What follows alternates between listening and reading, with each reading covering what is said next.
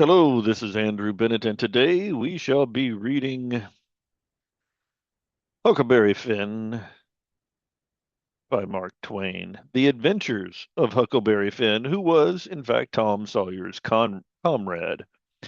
The notice here, very important. Persons attempting to find a motive in this narrative will be prosecuted. Persons attempting to find a moral in it will be banished. Persons attempting to find a plot in it will be shot by order of the author. Explanatory. In this book, a number of dialects are used, to wit, the Missouri Negro dialect, the extremist form of the backwoods southwestern dialect, the ordinary Pike County dialect, and four modified varieties of this last. The shadings have not been done in a haphazard fashion or by guesswork, but painstakingly, with the trustworthy guidance and support of personal familiarity with these several forms of speech. I make this explanation for the reason that without it, many readers would suppose that all the characters are trying to talk alike and not succeeding. The author. Contents. Chapter 1, Huckleberry Finn, scene, the Mississippi Valley, time 40 to 50 years ago. You don't know about me without you have read a book by the name of The Adventures of Tom Sawyer, but that ain't no matter. That book was made by Mr. Mark Twain, and he told the truth mainly. There was things that he stretched, but mainly he told the truth. That is nothing. I never seen anybody but lied one time or another. Without it was Aunt Polly, or the widow, or maybe Mary. Aunt Polly, Tom's Aunt Polly, she is, and Mary and the widow Douglas is all about in that book, which is mostly a true book with some stretchers, as I said before. Now, the way that book winds up is this: Tom and me found the money that the robbers hid in the cave, and it made us rich. We got $6,000 apiece, all gold. It was an awful sight of money when it was piled up. Well, Judge Thatcher took it and put it out at a interest, and it fetched us $1 apiece all year round, more than a body could tell what to do with. The widow Douglas, she took me for her son and allowed she would civilize me, but it was a rough living in the house all the time, considering how dismal, regular, and decent the widow was in all her ways. And so when I couldn't stand it no longer, I lit out. I got into my old rags and my sugar hogshead again and was free and satisfied. But Tom Sawyer, he hunted me up and he said he was going to start a band of robbers and I might join if I would go back to the widow and be respectable. So I went back. The widow, she cried over me, called me a poor lost lamb, and she called me a lot of other names too. She never meant no harm by it. She put me in them new clothes again, and I couldn't do nothing but sweat and feel all cramped up. Well, then, the old thing commenced again. Excuse me. The widow rung a bell for supper, and you had to come to time. When you got to the table, you couldn't go right to eating, but you had to wait for the widow to tuck down her head and grumble a little over the victuals, though there really weren't anything the matter with them. That is nothing, only everything was cooked by itself. It was in a barrel of odd and ends. It was different. Things get mixed up and the juice kind of swaps around and things go better. After supper, she got out her book and learned me about Moses and the bulrushers. And I was in a sweat to find out all about him, but by and by she let it out that Moses has been dead a considerable long time. So then I didn't care no more about him because I don't take no stock in dead people. Pretty soon I wanted to smoke and asked the widow to let me, but she wouldn't. She said it was a mean practice and wasn't clean, and I must try not to do it anymore. That is just the way with some people. They gotta get down on a thing when they don't know nothing about it. Here she was a bothering about Moses, which was no kin to her and no use to anybody being gone, you see, yet finding the power of fault with me doing for a thing that had some good in it. And she took snuff too. Of course, that was all right because she had done it herself. Her sister, Miss Watson, terrible slim old maid with goggles on, had just come to live with her and took a set at me now and with a spelling book. She worked me middling hard for about an hour, and then the widow made her ease up. I couldn't stand it much longer. Then for an hour it was deadly dull and I was fidgety. Miss Watson said, "Don't put your feet up there, Huckleberry. Don't scrunch like that, Huckleberry. Sit up straight." And pretty soon she would say, "Don't gap and stretch like that, Huckleberry. Why don't you try to behave?" Then she told me all about the bad place, and I said I wished I was there. She got mad then, and I didn't mean no harm. All I wanted was to go somewheres, and all I wanted was change. I weren't particular. She said it was wicked to say what I said. She said she wouldn't say it for the whole world. She was going to live so to go to the good place. Well, I couldn't see no advantage in going where she was going, so I made up my mind I wouldn't try for it. But I never said so, because it would only make trouble and wouldn't do no good. Now, she had got a start, and she went on and told me about the good place. She said all a body would have to do there was to go around all day long with a harp and sing forever and ever. So I didn't think much of it, but I never said so. I asked her if she reckoned Tom Sawyer would go there, and she said not by a considerable sight. I was glad about that because I wanted him and me to be together. Miss Watson, she kept pecking at me. And it got tiresome and lonesome by and by. They fetched the niggers in and had prayers, and then everybody was off to bed. I went up to my room with a piece of candle and put it on the table. And I sat down in a chair by the window and tried to think of something cheerful, but it wasn't no use. I felt so lonesome I most wished I was dead. The stars were shining and the leaves rustled in the woods, ever so mournful. And I heard an owl way off, boo-hooing about somebody that was dead, and whippoorwill and a dog crying about somebody that was going to die. And the wind was trying to whisper something to me, and I couldn't make it out what it was. So it made the cold shivers run over me. Then away out in the woods, I heard that kind of sound that a ghost makes when it wants to tell some about something that's on its mind and it can't make itself understood and so can't rest easy in its grave. It has to go about that way every night grieving. Well, I got so downhearted and scared, I did wish I had some company. Pretty soon the spider went crawling over my shoulder, and I flipped it off and lit it in the candle. And before I could budge, it was all shriveled up. I didn't need anybody to tell me that was an awful bad luck sign and would fetch me some bad luck, so I was scared, and most of the clothes shook off me. Shook off the clothes, and most shook the clothes off me. Oh well. I got up and turned around in my tracks 3 times and crossed my breast every time, and then I tied a little lock of my hair with a thread to keep the witches away. But I had no confidence. You do that when you've lost a horseshoe that you found instead of nailing it up over a door. But I hadn't ever heard anybody say it was a way to keep off bad luck when you killed a spider. So I sat down again, and shaking all over, and got out my pipe for a smoke, for the house was still as death now, so the widow wouldn't know. Well, after a long time, I heard the clock way off in the town go boom, boom, boom, 12 licks, and all still again, stiller than ever. Pretty soon, I heard a twig snap down in the darks among the trees. Something was stirring. I sat still and listened. Directly, I could just barely hear a yeah, yeah, down there, and that was good. Says meow, meow, as soft as I could. And then I put out the light and scrambled out of the window onto the shed, and then I slipped down to the ground and crawled in amongst the trees, and sure enough, there was Tom Sawyer waiting for me. Chapter 2. I'll read it after I take a sip of this here tea.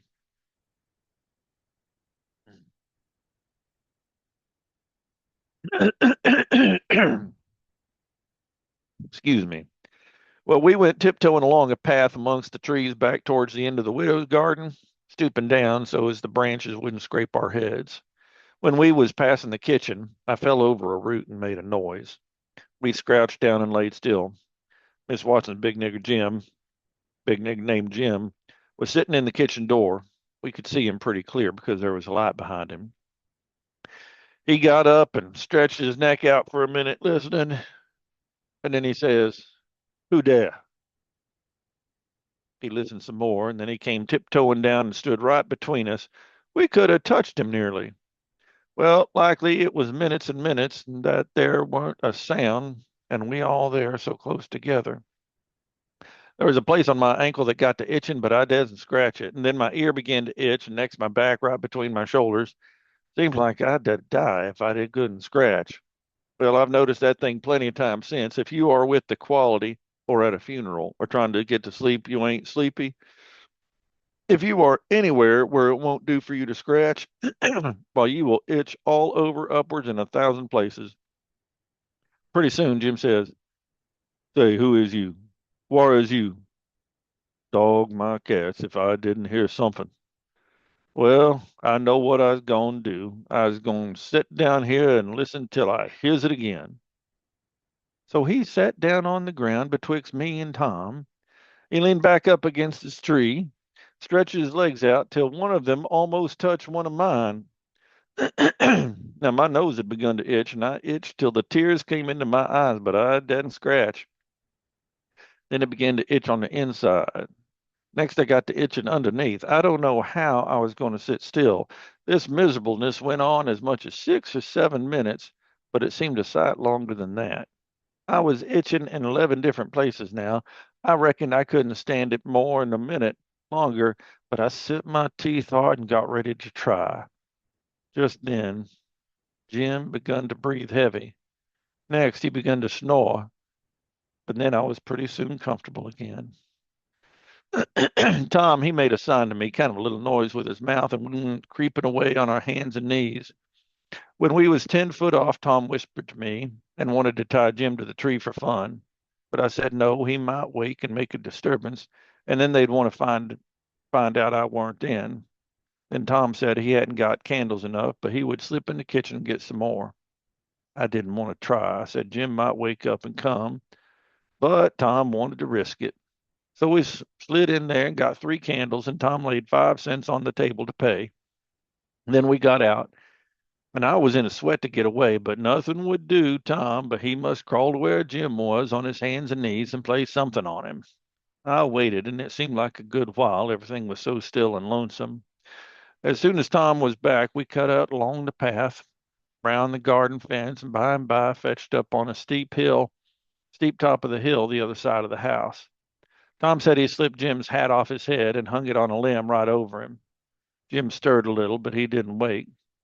Afterward, Jim said the witches bewitched him and put him in a trance and rode him all over the state and then set him under the trees again and hung his hat on a limb to show who done it.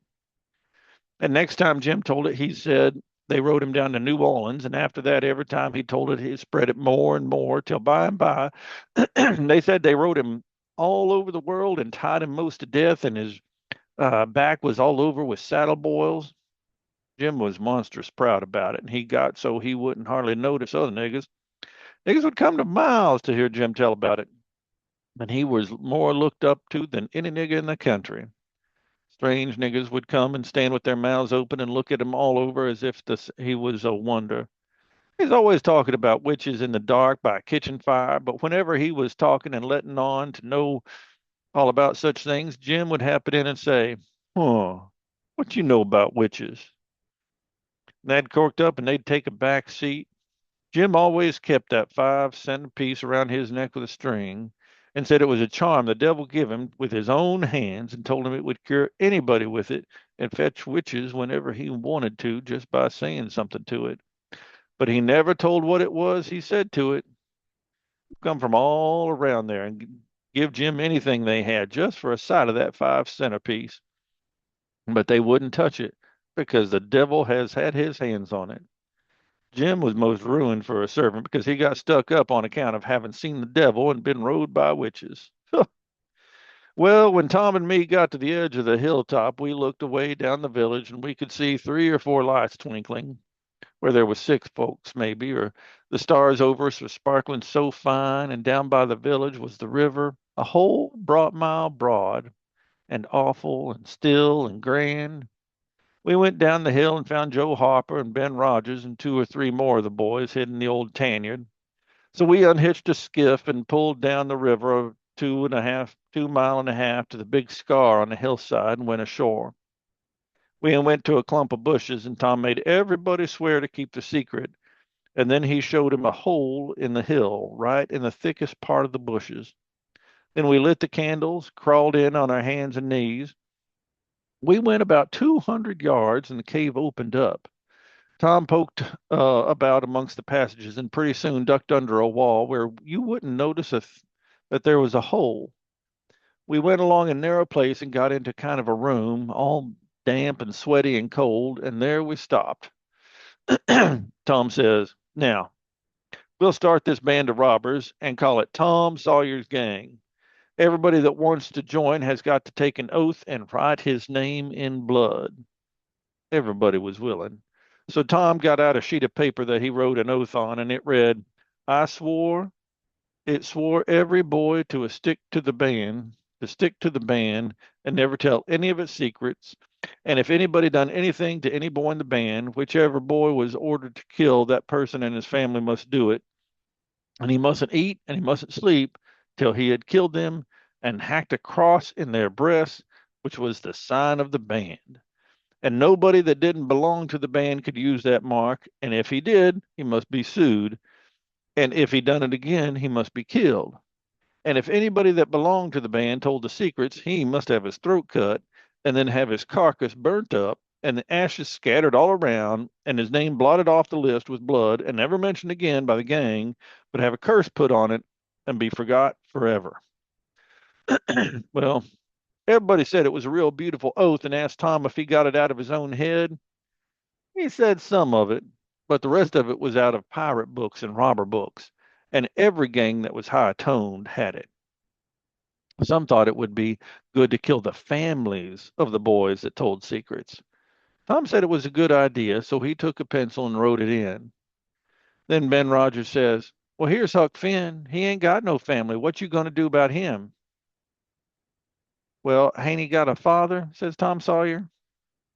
"Yes, he's got a father, but you can't never find him these days. He used to lay drunk with the hogs in the tannery, but he ain't been seen in these parts for over a year or more."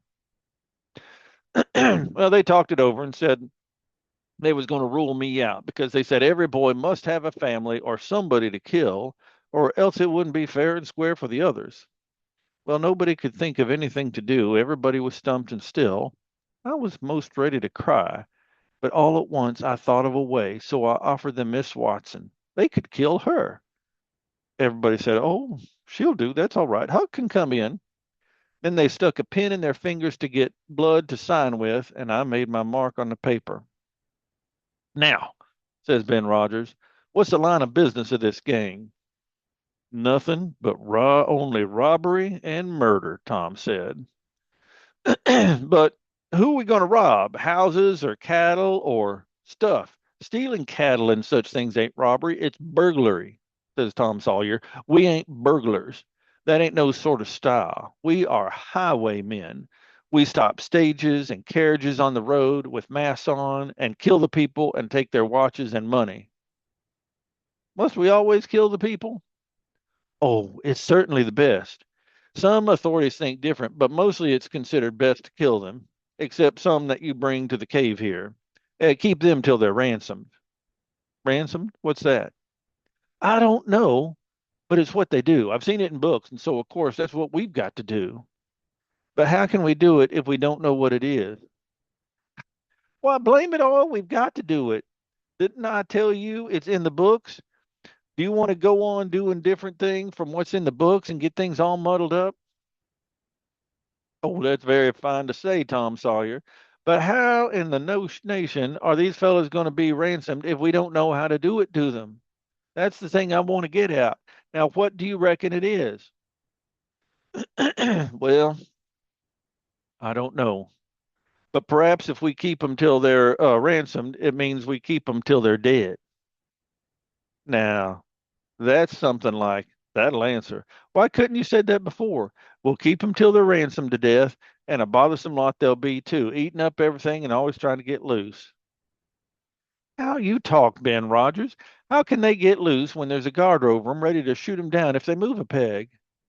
A guard? Well, that is good. So somebody's got to sit up all night and never get any sleep just to watch them. I think that's foolishness. Why can't a body take a club and ransom them as soon as they get here? Because it ain't in the book, so that's why. Now, Ben Rogers, do you want to do things regular or don't you? That's the idea. Don't you reckon that the people that made the books knows what's the correct thing to do? Do you reckon you can learn them anything? Not a good deal. No, sir. We'll just go on and ransom them in the regular way. All right. I don't mind, but I say it's a full way anyhow. So do we kill the women too? Well, Ben Rogers, if I was as ignorant as you, I wouldn't let on. Kill the women? No. Nobody ever saw anything in the books like that. You fetch them to the cave, and you're always polite as pie to them, and by they fall in love with you and never want to go home anymore. Well, if that's the way I'm agreed, but I don't take no stock in it. Mighty soon we'll have the cave cluttered up with so many women and fellows waiting to be ransomed that there won't be no place for the robbers. But go ahead. I ain't got nothing to say. Little Tommy Barnes was asleep now, and when they waked him, he was scared and cried and said he wanted to go home to his ma and didn't want to be a robber anymore. So they all made fun of him and called him a crybaby, and that made him mad, and he said he would go straight and tell all the secrets. But Tom gave him 5 cents to keep him quiet and said we would all go home and meet next week and rob somebody or and kill some people. Ben Rogers said he couldn't get out much, only Sundays, and so he wanted to begin next Sunday. But all the boys said it would be wicked to do it on a Sunday, and that settled the thing. They agreed to get together and fix a day as soon as they could, and then we elected Tom Sawyer first captain and Joe Harper second captain of the gang, and so started home. I clumb up the shed and crept into my window just before day was breaking. My new clothes was all greased up in clay, and I was dog tired. And now we are on to chapter 3, and I've got to go do some work today. So that's where we're going to end for now. I hope y'all people are enjoying this reading of Tom Sawyer.